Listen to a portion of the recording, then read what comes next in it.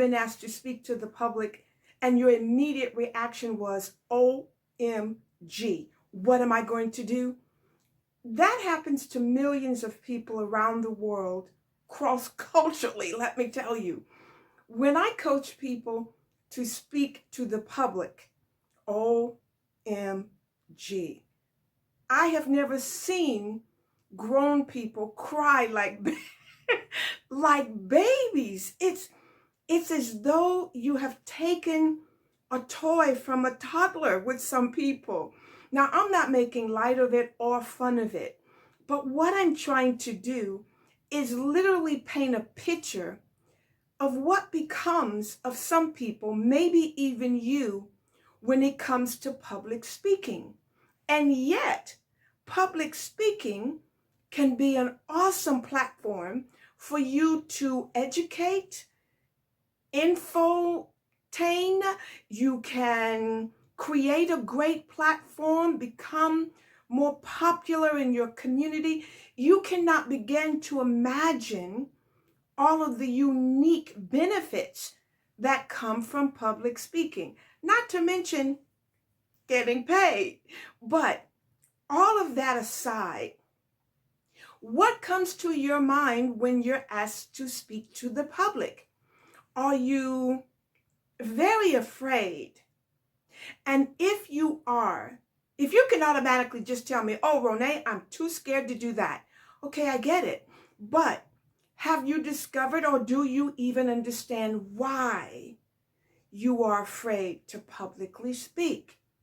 This is the question that should be answered by all of you, because it's clearly, it is not my problem. I do not have a fear of public speaking. Dare I say it? Woo, I never have. But, it's just a part of some people, isn't it? Some of us are born to do the things that we do. And I'm one of those people. I was born to entertain. I was born to speak publicly. But let's say it's not you.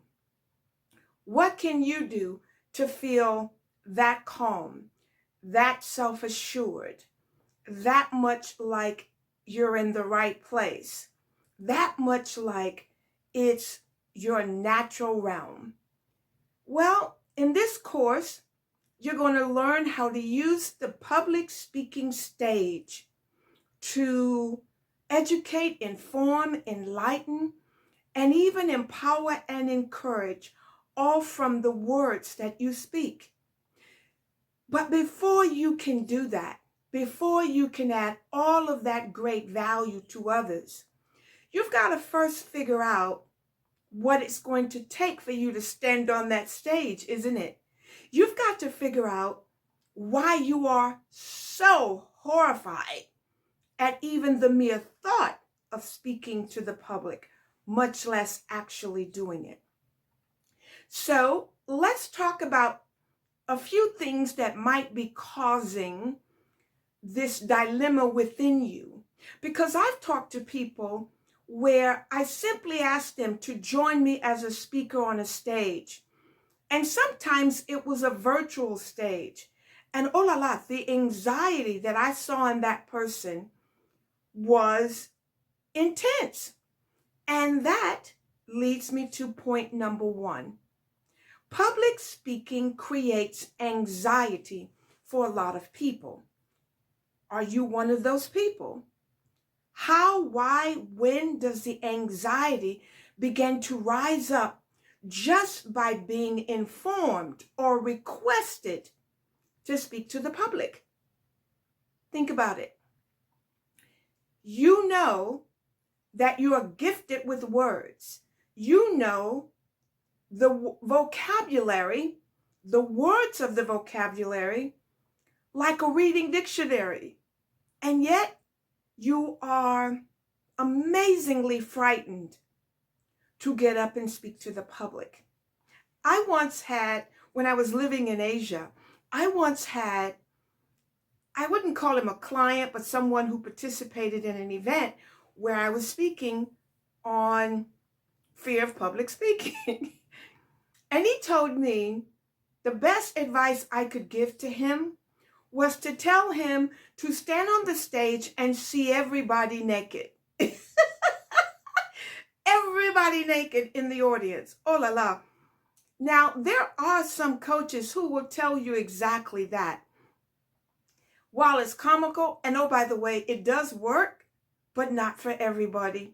It's not the strategy I prefer to use because I understand, having researched and worked in the field of fear and public speaking for a number of years now, I understand that the roots and the cause of fear when it relates to speaking in the public go much deeper than seeing people naked. It can work, excuse me, but no, that's not my strategy. My strategy, again, is to get to the root cause of it. And once I do that, I can be pretty well self-assured that you're going to stand up and flawlessly execute your anxiety to a point where it's not anxiety anymore. It's just pure joy. So let's talk about what anxiety, if you will, leads to. Anxiety leads to the unknown. Fear leads to the unknown. Let's back up. Fear itself leads to anxiety. Let's start there. But from the anxiety comes the unknown. And this is one of the reasons many people are dreadfully horrified at speaking to the public, because it's all about the unknown with most people. The unknown meaning, how will the audience respond? Will they laugh at me? Will I forget what I have to say while I'm up speaking? That is quite common. It's a very common issue with many people, that they're not going to remember what to say. And I have coached people who are most eloquent when they stand in a small group of people talking at a soiree of something. And when you're listening to them and engaging with them, I've often said to some people, oh, you'd be a great speaker. And they look at me like, you must be out of your mind.